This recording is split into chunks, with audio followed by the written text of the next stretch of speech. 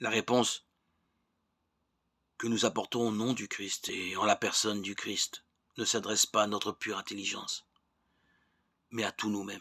Il ne s'agit pas d'une idéologie à faire partager, même si l'intelligence a là-dedans sa part. C'est le Christ qui vient à la rencontre de chacun. L'accueil qui lui est fait ne peut être que total et personnel.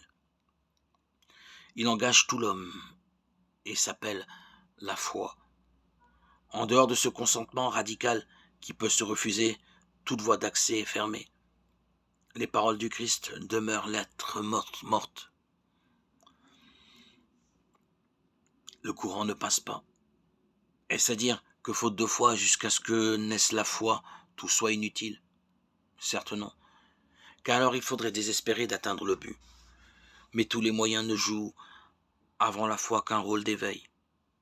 Il faut que le contact soit établi pour que les paroles du Christ soient comprises et deviennent instruments de communication, de communion,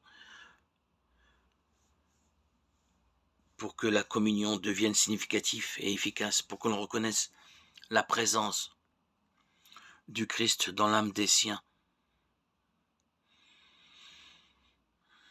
Sachons que le langage apporte une image très suggestive, celle de l'homme qui écoute parler une langue étrangère, après une période où les mots résonnent confusément, étrangement à son oreille et dans sa conscience. Soudain, le contact s'établit, le courant passe. Il peut comprendre.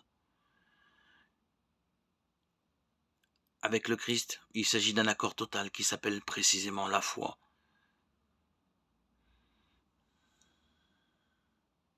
Le courant alors passe. Le contact s'établit.